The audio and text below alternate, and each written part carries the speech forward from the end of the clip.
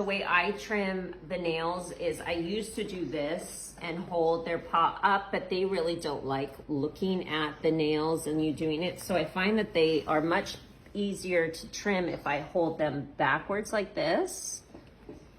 And I'm not pulling them out, I'm not pulling them back, but if I'm below her on like a table or even down like this is how I would hold her. So now I can see the nail. Look at her nail. You can see where that pink is and where the white is. See, it cuts right there.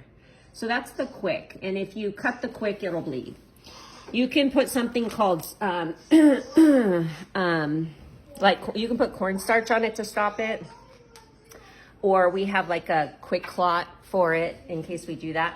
But what I'm gonna do is I'm gonna avoid this line right here and I'm going to cut above that line. So you can see there's no blood, I didn't cut close, but she's like not happy about that. But that's how I would do it on a dog that doesn't have dark nails. Now, when they do have dark nails, then you have to go based on the curve of the nail.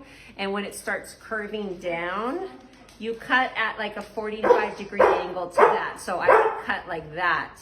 And so that curve is when the quick usually stops. But if your nails on your dogs are really long and they haven't been maintained, what happens is that quick that carries the blood actually moves farther down into the nail, and you can get blood at first when you start cutting it back. But if you cut it more frequently, that quick will recede back and you'll have less of that. So sometimes the vets will cut it real short just to kind of reset the quick, and then they'll put that stuff on there, and then you'll have short nails and you're already reset. But if you want to do it slowly, you'll cut back without getting blood slowly, or you can use a grinder, and you can use a nail grinder for the dogs, and you can put that on like short bursts, and sometimes that heat helps recede the quick. But don't hold it on there because it'll be really hot and uncomfortable for the puppy or the dog.